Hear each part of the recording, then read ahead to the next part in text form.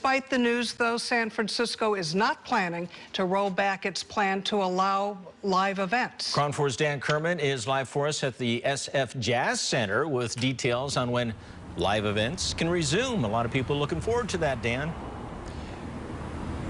Well, that's right. And even though San Francisco is not moving to yellow, even in orange, they're allowing these live events. We're talking about 35% capacity. And if you decide to have 35% capacity, you're going to have to require people either to test or to show that they have had a vaccine. You can also do 15% capacity. In that case, you don't have to require testing or require to show that they've been vaccinated, but you still must social distance. You still must have your masks on. Still, the venues we spoke with, many of them said these capacity limits are so low that they will not be able to reopen at least immediately.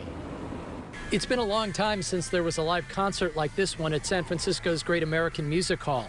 And despite city officials now saying live indoor events can resume at 35% capacity, don't start making plans to attend a concert anytime soon. Don't get your hopes up. David Bruno with the Great American Music Hall says there's no way venues like his can cover the cost of musicians and staff and security with a capacity limit of just 35%. We need to be able to open at 100% and know that if we open, we are not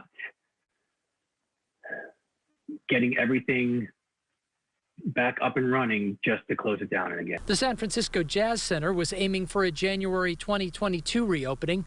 Word that they can do it sooner gives them hope. But like other venues, anything less than 80% capacity makes it difficult to cover their costs. But they're searching for some way to make it happen. If opportunities arise where we can open and start doing concerts that actually tip us over, what would be the red into the black, we'll jump in as fast as we can. I mean, absolutely.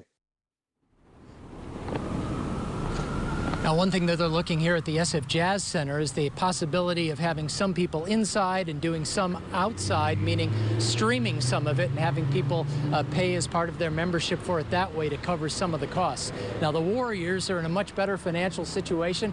As a result, they are buying into this 35% capacity, and they are looking to welcome fans for their game. And that's just coming up right around the corner a little bit later on this month. And we'll have more on that for you coming up tonight on KRON 4 News at 6. For now, reporting live in San Francisco, Dan Kerman, KRON 4 News. All right.